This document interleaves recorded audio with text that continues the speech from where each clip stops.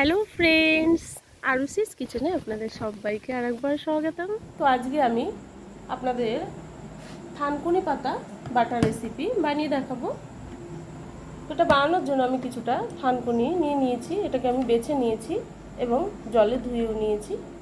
এবার এটাকে আমি একটা ব্লেন্ডারের ভিতরে এভাবে দিয়ে দেব।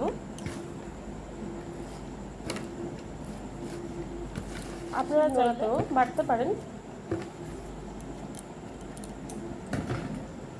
এর ভিতরে দিয়ে দেব 3টি কাঁচা লঙ্কা,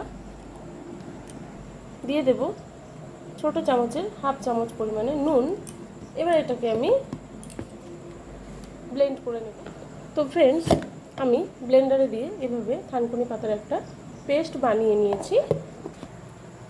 তো আমি একটা কড়াই গরম করে নিয়েছি এবং কড়াইতে দিয়ে দেবো সামান্য একটু সরষের তেল, নামমাত্র একটু সরষের তেল দিতে হবে। তেলটা গরম হয়ে গেছে।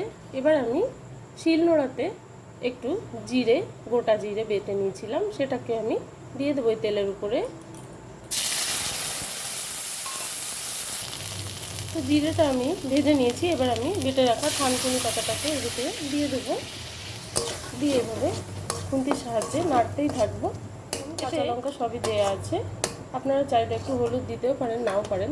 আমি একটু হলুদ দেব, আমি সামান্য একটু হলুদ এতে দিয়ে দিলাম। তো ফ্রেন্ডস, আমার থানকুনি পাতা বাটার রেসিপিটি একদম রেডি হয়ে গেছে। এবার এটাকে আমি সার্ভ করব।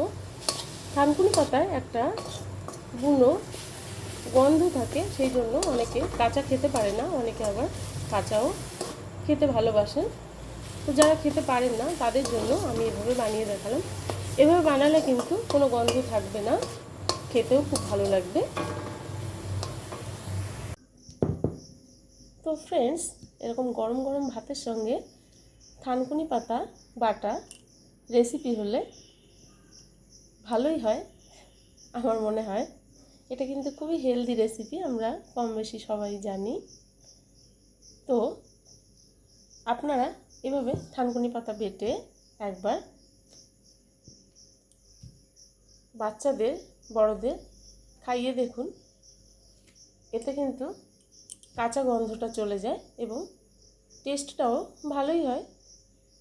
তো ফ্রেন্ডস, আমার আজকের ভিডিও এই পর্যন্তই। দেখা হচ্ছে পরবর্তী ভিডিওতে। ততক্ষণের জন্যে বাই বাই।